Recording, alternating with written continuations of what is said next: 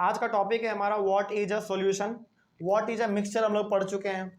What is a solution आज हमारा ये टॉपिक है। देखा जाए आखिर सॉल्यूशन क्या है, ये सवाल हमसे पूछा जा रहा है टॉपिक के रूप में। देखते हैं कि आखिर सॉल्यूशन है क्या। देखो, a solution is a homogeneous mixture of two और मोर सबस्टेंस, यानी कि होमोजेनियस मिक्सचर में और सॉल्यूशन में कुछ ज़्यादा खास डिफरेंस नहीं है। इसलिए यदि आपने गौर किया होगा, जब हम आपको ना होमोजेनियस मिक्सचर पढ़ा रहे थे तो वहाँ पे हमने आपको कहा था कि देखो यहाँ पे सबसे लास्ट में एग्जांपल्स ऑफ होमोजेनियस मिक्सचर्स और ब्रैकेट में हमने लिखा था सॉल्यूशन, है ना। यानी कि सॉल्यूशन आप बोलिए या फिर होमोजेनियस मिक्सचर बोलिए, दोनों का लगभग मतलब सेम होता है और दोनों का एग्जांपल भी लगभग सेम होता है। चलिए तो देखा जाए आखिर है क्या।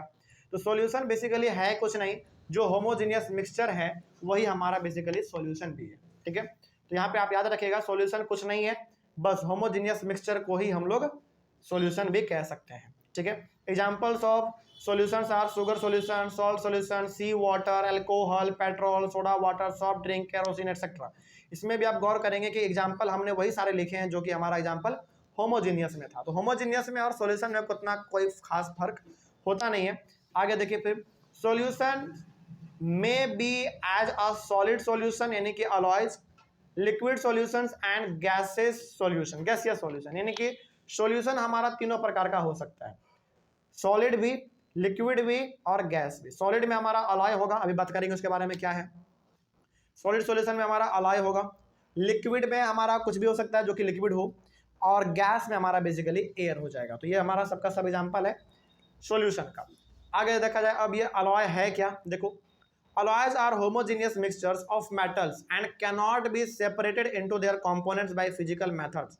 For example, brass is a mixture of approximately 30% zinc and 70% copper. देखो, अलॉय का मतलब होता है जब हम लोग कोई नया सबस्टांस बनाते हैं दो या दो से ज़्यादा अलग अलग प्रकार के मेटल को मिला के, ठीक है, एक फिक्स्ड कॉम्पोजिशन में, एक फिक्स्ड मात्रा में, तो जो हमारा नया सबस्टांस बनकर तैयार होता है उसी को हम लोग कहते हैं अलॉय। जैसे यहाँ पे एग्जांपल दिया गया है किसका, ब्रास का। ब्रास बनाने के लिए 30% चाहिए जिंक और 70% चाहिए कॉपर। ये बिल्कुल फिक्स्ड प्रोपोर्शन है, यानी कि इतना ही मात्रा में चाहिए, ज़्यादा कम करेंगे तो फिर हमारा ब्रास अच्छे क्वालिटी का नहीं बन पाएगा। तो अलॉय का सिंपल सा मतलब होता है जब हम लोग कोई एक नया सबस्टांस बनाते हैं दो या दो से ज़्यादा मेटल का इस्तेमाल करके, जो नया सबस्टांस बन के तैयार होता है उसी को हम लोग कहते हैं अलॉय। और अलॉय में जो कंपोजिशन है अलग अलग सबस्टांस को मिलाने का वो बिल्कुल फिक्स होता है। ठीक है भाई, हाँ इतना ही मिलाएंगे कॉपर, इतना ही जिंक मिलाएंगे, ये बिल्कुल सही बात है। ठीक है, चलिए आगे।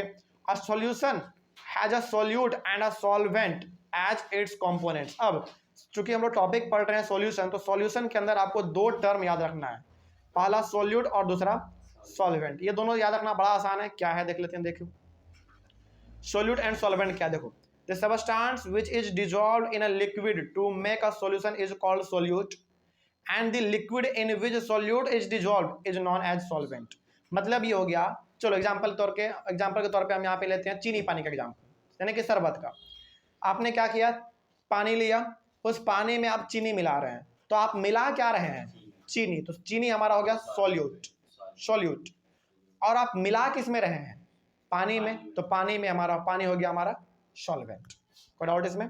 तो सॉल्यूट का मतलब होता है जो आप मिला रहे हैं, और सॉल्वेंट का मतलब होता है जिसमें आप मिला रहे हैं। अच्छा, यहाँ पे एक बेसिक एकदम लॉजिक से सवाल बताते हैं, पूछते हैं। ठीक है, यहाँ पे अमाउंट ज़्यादा किसका होगा, सॉल्यूट का या सॉल्वेंट का, अमाउंट। हाँ, दोनों फिक्स्ड रेशियो नहीं, अमाउंट फिक्स्ड रेशियो का बात नहीं कर रहे हैं हम यहाँ पे हम बात कर रहे हैं कि यदि हम किसी सबस्टांस में कोई चीज़ मिला रहे हैं तो यहाँ पे ज़्यादा मात्रा किसका होगा। सॉल्यूट या सॉल्वेंट। हाँ, सॉल्यूट या सॉल्वेंट में किसका मात्रा ज़्यादा होगा, सॉल्वेंट का होगा। कैसे होगा सॉल्वेंट का, जैसे एग्जांपल के तौर पे मान लीजिए यदि आपके पास एक गिलास पानी है और उसका आपको शरबत बनाना है, तो क्या एक गिलास पानी में एक गिलास चीनी डालेंगे, नहीं। यानी कि हमारे पास सॉल्वेंट जो है पानी के रूप में, उसको हम लोग क्या कहेंगे, सॉल्वेंट कहेंगे। और उसमें हम सॉल्यूट के तौर पे क्या मिला रहे हैं, चीनी मिला रहे हैं। तो ऑब्वियस ये बात है, यदि हमारे पास एक गिलास पानी है तो उसमें हम लोग मुश्किल से मुश्किल 1-2 चम्मच चीनी मिलाएंगे, तभी जाके हमारा शरबत तैयार हो पाएगा। तो इसका मतलब यहाँ पे हो गया कि सॉल्वेंट और सॉल्यूट में हमेशा ज़्यादा क्वांटिटी किसका रहेगा, सॉल्वेंट का रहेगा। कोई डाउट इसमें। तो सॉल्वेंट और सॉल्यूट को कैसे याद रखेंगे, जो चीज़ हम मिलाते हैं उसको कहते हैं सॉल्यूट, और जिसमें मिलाते हैं उसको कहते हैं सॉल्वेंट। एग्जाम्पल के तौर पर हमने यहाँ पे लिया चीनी और पानी का। तो हम लोग चीनी मिला रहे हैं पानी में, तो चीनी हमारा हो गया सॉल्यूट, और पानी में मिला रहे हैं तो वो हो गया हमारा सॉल्वेंट। और एक बात और यहाँ पे जान लीजिए, वही दोबारा बता दे रहे हैं, यहाँ पे सॉल्वेंट का मात्रा हमेशा ज़्यादा रहेगा सॉल्यूट से। कोई डाउट इसमें? चलिए उसके बाद थोड़ा सा हम लोग सॉल्यूशन का प्रॉपर्टी भी देख लेते हैं, आखिर सॉल्यूशन का क्या खासियत होता है। सबसे पहला खासियत तो यही है कि solution is a homogeneous mixture, यानी कि सॉल्यूशन है कुछ नहीं, बस वही हमारा एक होमोजेनियस मिक्सचर को ही हम लोग सॉल्यूशन कहते हैं।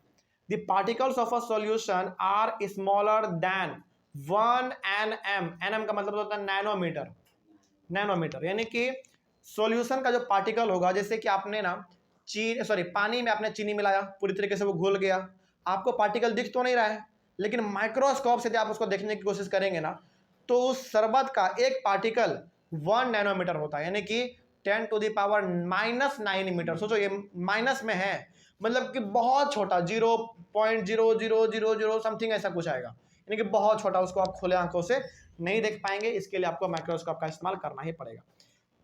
इन डायमीटर यानी कि एक सॉल्यूशन के पार्टिकल का जो डायमीटर है वो 1 नैनोमीटर है, और 1 नैनोमीटर का मतलब होता है 10⁻⁹ मीटर। ओके, चलिए आगे बढ़ते हैं।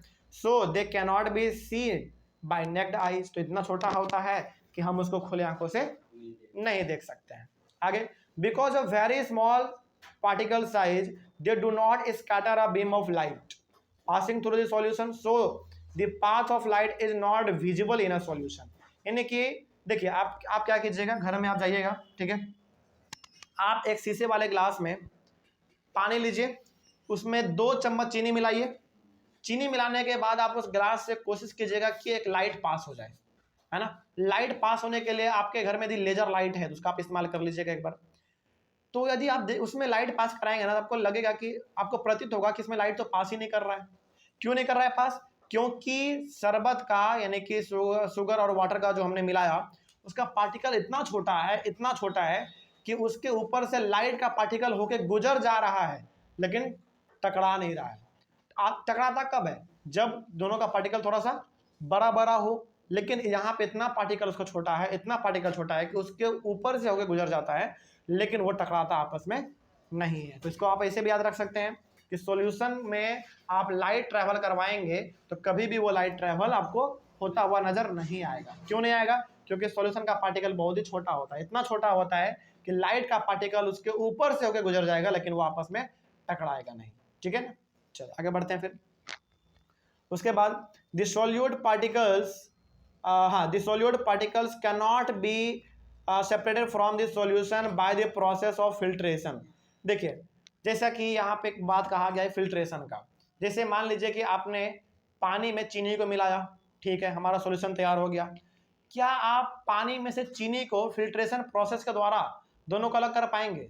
नहीं कर पाएंगे। क्यों नहीं कर पाएंगे? क्योंकि यहाँ पे हमारा चीनी पानी में इतना अच्छी तरीके से घुल चुका होता है कि वो फिल्टर पेपर के होल से आसानी से पार हो जाता है। ठीक है, तो यहाँ पे फिल्ट्रेशन का इस्तेमाल करके हम लोग इन दोनों को सेपरेट नहीं कर सकते हैं। The solid particles do not settle down when left undisturbed. It is a solution. That is a solution is stable. यानी कि यहाँ पे हमारा जो सोल्यूट है, जैसे कि हमारा चीनी और पानी में सोल्यूट कौन है? चीनी हमारा सोल्यूट है। क्या ये नीचे छोड़ देने के बाद सेटल डाउन हो जाते हैं? बिल्कुल भी नहीं। मतलब ये हो गया कि यदि आपने एक गिलास में चीनी और पानी मिलाया और कुछ देर आप उसको ऐसे खाली छोड़ देंगे, तो क्या सारा का सारा चीनी जो घुल चुका था वो नीचे जाके बैठ जाता है? बिल्कुल भी नहीं बैठता है। यानी कि वो हमेशा घुल गया तो घुल ही रहेगा, बैठेगा नहीं जाके नीचे। ठीक है, इसका मतलब कि हमारा सॉल्यूशन कैसा है? ये स्टेबल सॉल्यूशन है। स्टेबल का मतलब है कि कभी भी ये नीचे आके बैठेगा नहीं, आराम से ये अपना हमेशा मिला हुआ है, घुला हुआ है, तो कभी नीचे आके बैठने वाला नहीं है। कोई डाउट इसमें? तो ये हमारा हो गया प्रॉपर्टी सॉल्यूशन का। इसमें सबसे मजेदार बात यहाँ पे आपको ये याद रखना है कि सॉल्यूशन में कभी भी लाइट जो है ना वो स्कैटर नहीं करता, यानी कि लाइट कभी भी आपको इसमें विजिबल दिखेगा ही नहीं, क्योंकि पार्टिकल बहुत छोटा है। ठीक है, चलो तो मिलते हैं हम लोग अपने अगले वाले क्लास में। अगले वाले क्लास में हम लोग पढ़ेंगे, नया टॉपिक हमारा होगा concentration of a solution. Okay, चलो तो मिलते हैं हम लोग अपने अगले वाले क्लास में। Thank you very much and have a nice day.